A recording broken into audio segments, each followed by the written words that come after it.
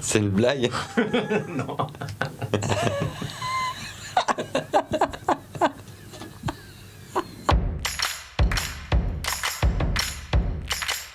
Maud Crayon est une quadragénaire qui a 2 enfants. Elle a son ex-mari qui rôde un peu, qui est un petit peu un adolescent et qui a du mal à être responsable et à assumer ce qu'il dit qu'il va faire. Et qui va remporter un concours pour réaménager le parvis de Notre-Dame. Et à travers ce film, alors on suit évidemment l'évolution de son projet, mais surtout la vie de cette jeune femme qui est partagée entre sa vie de femme, sa vie sentimentale, sa vie professionnelle, et qui essaye tant bien que mal de faire au mieux. Et évidemment, il y a des accros, et voilà, et c'est le parcours, c'est un moment dans la vie de cette jeune femme. Alors, C'est parfait, sauf qu'elle remporte le concours. Petite précision, excuse-moi. Ah. Elle remporte le concours, donc c'est parfait, mais par un malentendu. C'est quand même, c'est quand même fondamental. Le succès, c'est toujours un malentendu. Oui, voilà, c'est vrai aussi. Dépêche-toi, si les enfants te trouvent ici, ils vont rien comprendre. Je connais bien le père. Oui, mais justement. C'est à cette heure-là que t'arrives. C'est la dernière fois. À 9h, c'est pas 9h15. Et puis pour ton contrat, on verra ça le mois prochain. Quel con.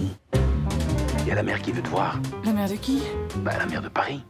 La mère de Paris. Notre-Dame, faut le prendre dans quel sens? Est-ce que c'est Notre-Dame de Paris ou c'est Notre-Dame, la dame qui a nous deux? Ben, c'est Notre-Dame, c'est pour ça qu'il y a un jeu de mots en fait, et que le titre s'écrit avec un D minuscule et sans trait d'union, c'est-à-dire que c'était l'idée de Notre-Dame, la dame de tout le monde, enfin notre héroïne, quoi. D'accord.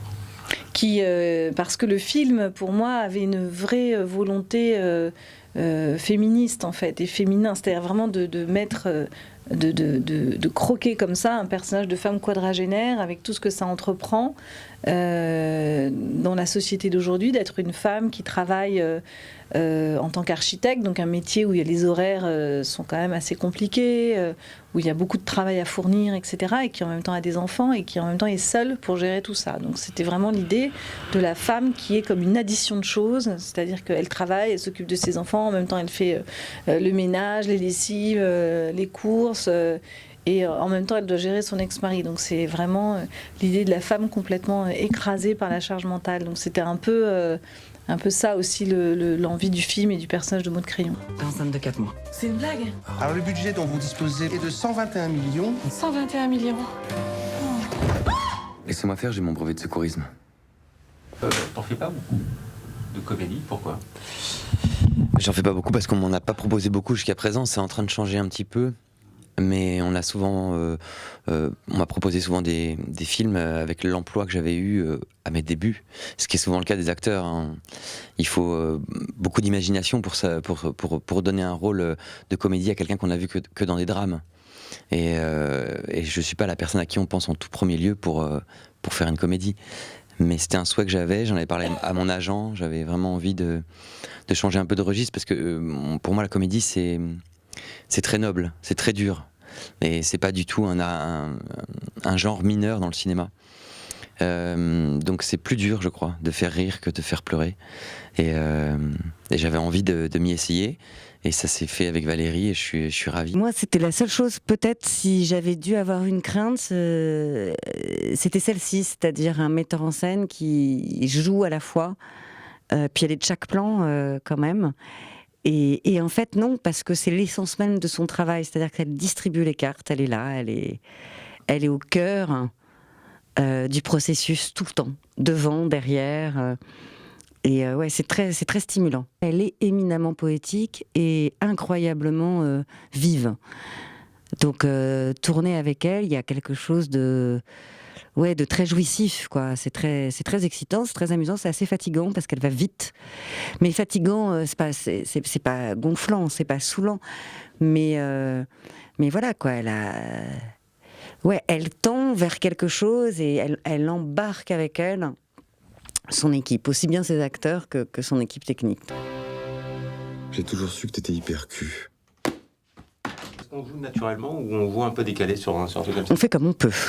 En ce qui me concerne, moi j'ai fait comme je pouvais. Hein. J'ai suivi le mouvement, quoi. Et parce que c'est ça, c'est vraiment un film en mouvement, donc j'ai suivi le mouvement tout le temps et j'ai pas mis de frein. Enfin, je me suis pas dit oh là là, parce que parfois, évidemment, on se dit si on fait un pas de côté, on se dit ah mais qu'est-ce qu'elle nous fait faire là, non, ça a pas du tout marché, c'est trop, pas assez. Mais en fait, c'est une question qu'il faut décider très très vite de ne pas se poser, et il faut la laisser faire et se laisser embarquer. Non, mais c'est très juste, c'est qu'il faut se laisser vraiment faire faut lui donner autant de confiance qu'elle nous apporte pour se lâcher, parce qu'elle a un univers très décalé, très particulier, et moi je la connaissais à travers ses films, mais je la connaissais pas comme réalisatrice, et en plus j'ai presque toutes mes scènes, très peu avec les autres comédiens, mais presque toutes mes scènes avec elle. Et elle est réalisatrice, et elle joue le rôle principal du film. Donc à la fois je me sentais observé, et à la fois